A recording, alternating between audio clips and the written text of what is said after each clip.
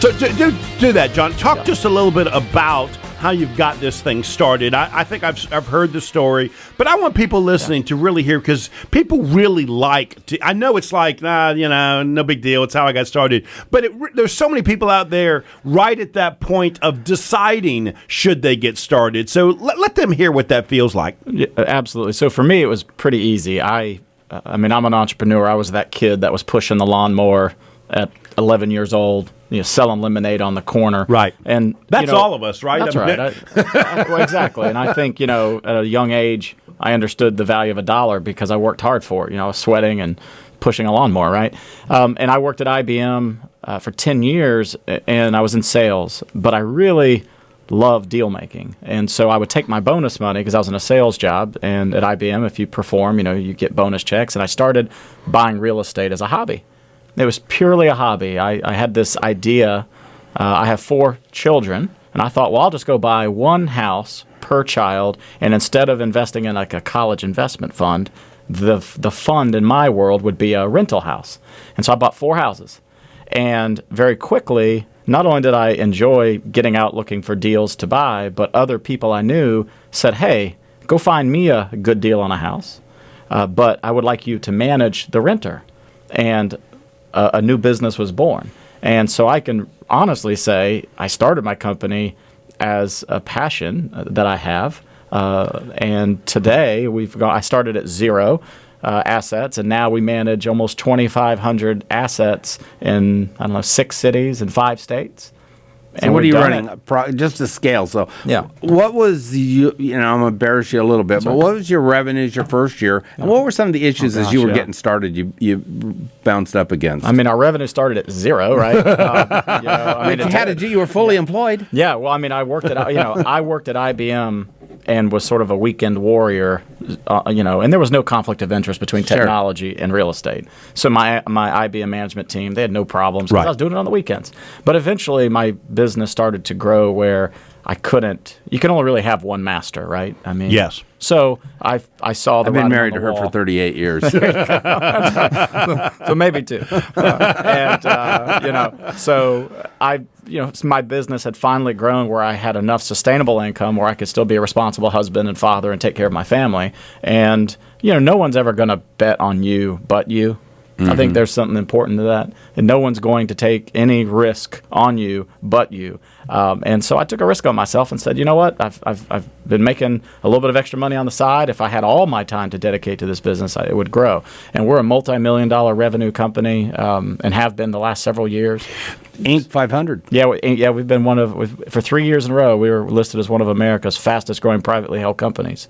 John, talk a little bit about your growth pattern, because obviously, that's what I do for a living is help people buy and sell small businesses. Here he goes. And I've enjoyed watching how you've done this, because it really is sort of this new age, modern way to grow. The organic growth is harder and harder to do. It is. So talk about how your growth pattern. Well, and I think there's, I will tell somebody who's listening at home or in the car that if you're looking to start a business, buying a business, and this is not stumping for you, but it is in a way because it's true. I think using a responsible business broker to help you find a cash-flowing business is really critical, because if you just start at ground zero, and even though I started at ground zero because it was a hobby, in hindsight, maybe I should have gone and looked for a business to buy first, but I didn't. But through the years, I have purchased probably no less than 5 companies that do what I do in a couple different areas,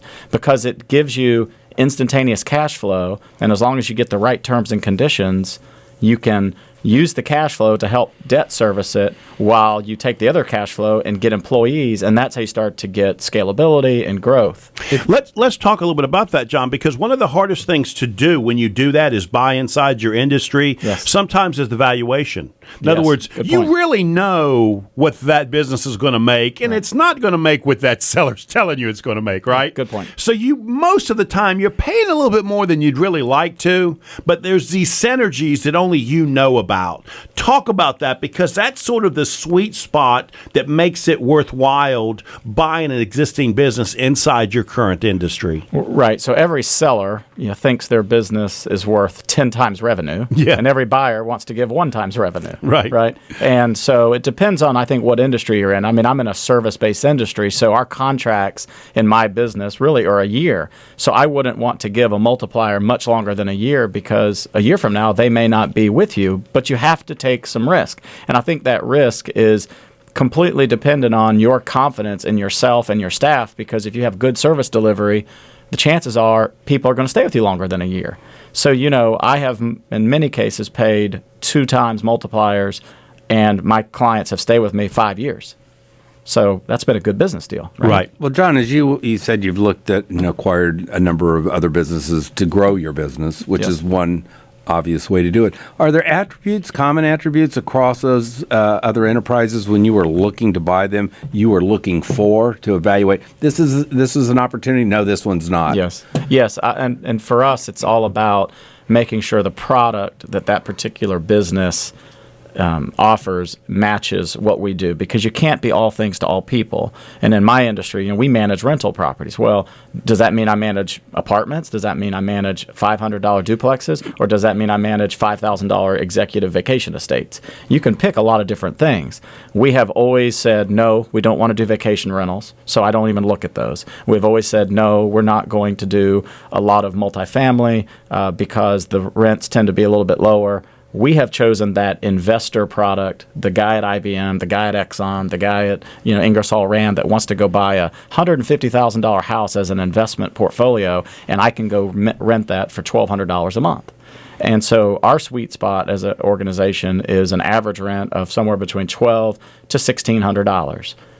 That is what I'm looking for. So if it's anything less than that, usually it's probably not a good fit for us. So when you've made an acquisition, for anybody that's looking to do that, was there a principle, in a sense, an approach you followed that when you acquired that firm? Did you kind of stay hands off? Is that the best thing to do early on? Do you bring your culture and your people in to run it right away? Great question. Yeah, that is a great question. I don't mind telling you, every time we have purchased a business, we have just purchased the contracts. We have not integrated their systems. We have not integrated their people because that's really hard to do. And these are usually smaller firms, so we'll sunset their brand in a year. We'll sunset their website in a year. We'll start pointing their web address to our web address, because these folks are selling for a reason. Either they're just getting out of the business because they're retiring, or they're getting out of the business because a spouse may be getting a relocation to a different state.